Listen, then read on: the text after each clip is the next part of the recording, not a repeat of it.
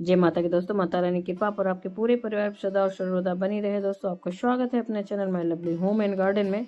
आज की वीडियो में हम लोग बात करेंगे दोस्तों साल 2024 की बड़ी संकट चतुर्थी कब है, संकट चौथ कब है, या फिर माघी चतुर्थी, इसे तिलकुट चौथ भी कहा जाता है, लंबोदर चतुर्थी भी कहा जाता है, ये कब है।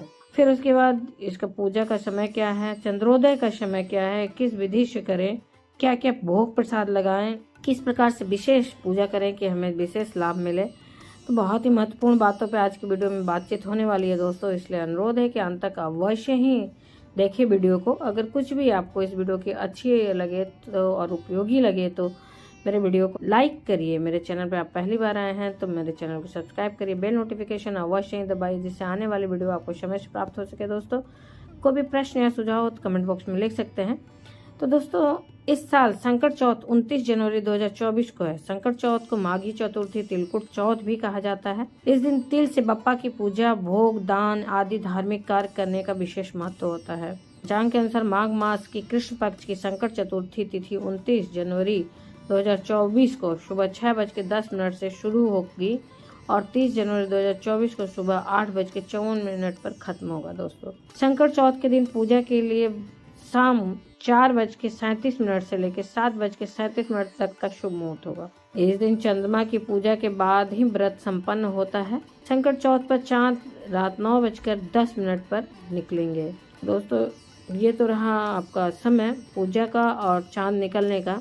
संकट चौथ के दिन तिल और गुड़ के 21 या 11 लड्डू का गणपति की भोग लगाएं। गणपति जी का विशेष भोग लड्डू होता है, तो जो माघ मास का होता है उसमें तिल के लड्डू का भोग लगाया जाता है। दोस्तों मान्यता है कि इससे बुद्धि दोष खत्म होता है। बप्पा संतान की हर संकट की भी रक्षा करते हैं। संकट चौथ के दिन पूजा के लिए संकट पूजा के दौरान चंद्रमा को जल में दूध और अक्षत मिलाकर अर्घ देना चाहिए, लेकिन अर्घ देते समय इस बात का ध्यान रखें कि जल की छींटे आपके पैरों पर नहीं पड़े। इसके लिए किसी पात्र को रख लें आप। चंद्रमा की पूजा करने से मानसिक तनाव से मुक्ति मिलती है, आत्मविश्वास और आरोग्य का वरदान प्राप्त होता है। दोस्तों तो आप अवश्य ही पूजा करें।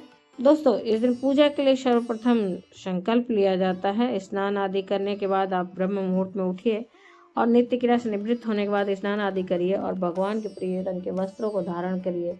भगवान के प्रिय रंग होते हैं हरे, और इस रंग के वस्त्र को धारण करें। प्रभु को खुश करने के लिए हर उपाय करें। दोस्तों फिर सर्वप्रथम सूर्यदेव को अर्घ्य अर्पित करने के बाद आप अपने पूजा स्थल पर आकर गंगा जल मिश्रित जल से छिड़काव करके सभी चीज़ों का शुद्धिकरण करें।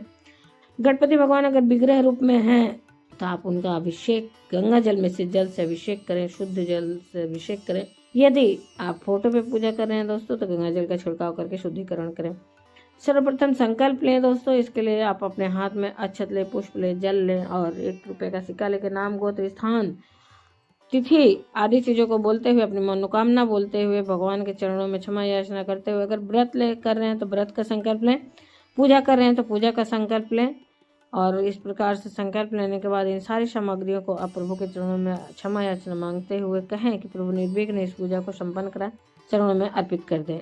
तद उपरांत भगवान की षोडश उपचार विधि से या फिर पंचोपचार विधि से या फिर जैसे आपको आता हो उस तरह से पूजा करें। सर्वप्रथम एक कार्मिक दीपक अवश्य ही जला के रखें। दोस्तों अगर अलग से चौकी लगाते हैं तो लगाएं, नहीं तो आप जहाँ नित्य की पूजा करते हैं वहीं पर कर सकते हैं। इसके लिए भगवान को स्नान आदि के बाद वस्त्र धारण करा।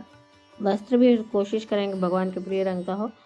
भगवान के प्रिय रंग के वस्त्र को आप पीले या हरे रंग के वस्त्र को धारण करा सकते हैं। और उसके बाद दोस्तों आप भगवान को जनेऊ अर्पित करें, चंदन लगाएं, फिर उसके बाद इत्र अर्पित करें और भोग प्रसाद लगाएं। धूप दीप दिखाने के बाद माला पहनाएं। एक चीज का विशेष ध्यान रखें, प्रभु के चरणों में यदि आप पूजा कर रहे हैं तो दुर्वा अवश्य चढ़ाएं। दुर्वा की 21 आप ले सकते हैं, 3 गांठ वाली 21 ले सकते हैं या फिर 5 गांठ वाली 21 डंडियां ले सकते हैं। नहीं संभव है जितना भी दुर्वा आपको मिले उससे पूजा कर सकते हैं। दोस्तों और एक बात का ध्यान रखें कि दुर्वा को उसी दुर्वे से ही बांधें, किसी धागे आदि से नहीं बांधना चाहिए। दोस्तों और भगवान के भोग में अवश्य ही दुर्वा अर्पित करें। विशेष बात ध्यान वाली ये है दोस्तों, विशेष ध्यान देने वाली बात ये है कि आप प्रभु को कभी भी तुलसी का भोग न लगाएं। तुलसी गणेश जी के भोग में नहीं मिलाया जाता है, नहीं अर्पित किया जाता है दोस्तों। तो इस बात का ध्यान रखें। प्रभु के चरणों में दुर्वा अर्पित कर सकते हैं, प्रभु के भोग में दुर्वा अर्पित कर सकते हैं, लेकिन दुर्वा की जगह आप तुलसी कभी गलती से भी न अर्पित करना, वरना आपको कोप का भाजन बनना पड़ सकता है दोस्तों। और इस प्रकार से दिन की पूजा संपन्न करें और संध्या काल की पूजा भी इसी प्रकार से संपन्न करें। अंत में आरती अवश्य करें, गणेश चालीसा का पाठ करें दोस्तों। प्रभु से क्षमा याचना मांगते हुए गणेश जी की आरती अवश्य करें, भजन करें भगवान के सामने। और 9:10 पर जब चंद्रोदय का समय होगा दोस्तों, तो चंद्रमा का भी विधि विधान से पूजन अवश्य करें।